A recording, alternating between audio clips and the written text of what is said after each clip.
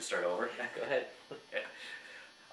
Well, I'm just saying that I attended a meeting a week ago in which a participant in the meeting passed out a brochure of an effort to identify Chicago as a multilingual city.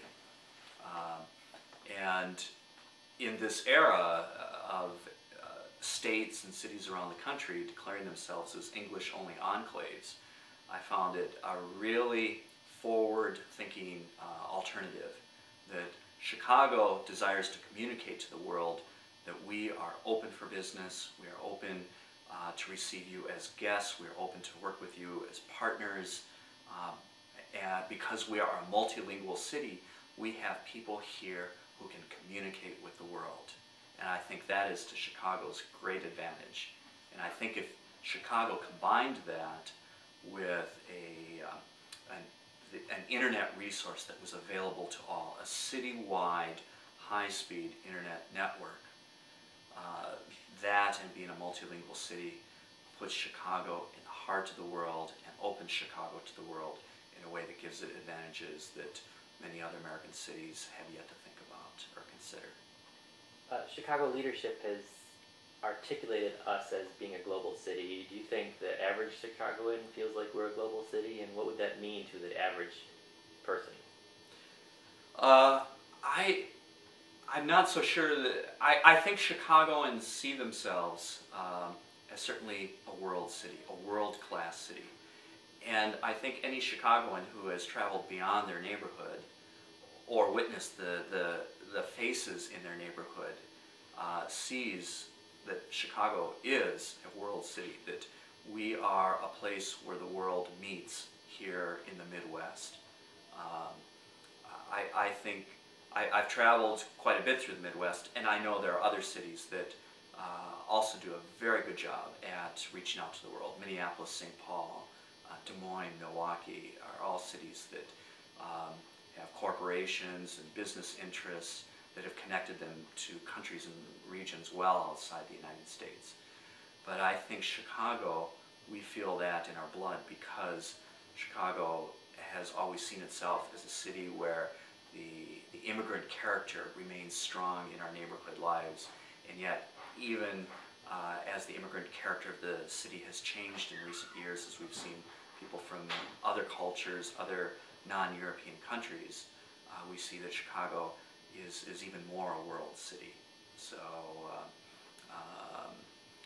combined with the fact that Chicago is a great transportation hub, it's still remains a tremendous manufacturing center and business center, it would be to Chicago's detriment to not clearly say to the world that we are a multi-linguistic or multi-language city, and a city that from the poorest to the richest allows all of its citizens access to the world, the internet being perhaps the greatest ability for anyone to reach out to the world and learn what's taking place in the world and to participate in the great world dialogues.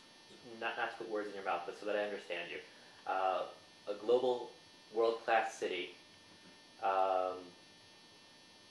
is that type of city making an investment in the human capital? Because we could be a global city and attract global leaders here, and it may not touch anyone in any of the neighborhoods. So maybe that's true, right? And that's where I think having a citywide internet, or the availability of people all over the city to access the internet, they could see. I mean, there are many ways you could do this. I think the internet is one. I think the ability of our city leaders to publicly identify themselves in Chicago's efforts to do business with the world, to reach out to the world, to welcome the world to do business here in Chicago. But you've got to find the ways to communicate that. And the internet is a resource that's being used in schools. The internet is a means for Chicagoans to come together in a kind of a urban community. Mayor Daley's One Book, One City program, or One City, One Book program is an example of an effort to bring Chicagoans together and I think that could be done through the internet too.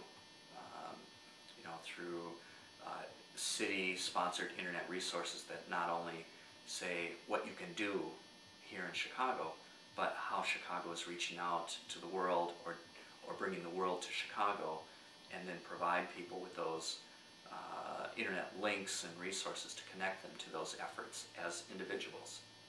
Do you see internet and connectivity as integral to economic development? Absolutely, yes.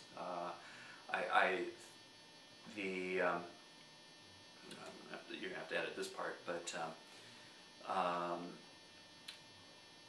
the flow of information, the need to share information,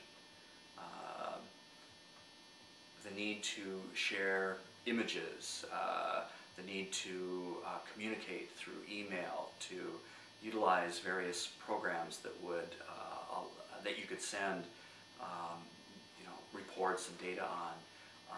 I don't see in this modern day how you could be competitive and not make use of the internet in some fashion, in either business or nonprofit, and even in our religious ministry, because we're a worldwide ministry.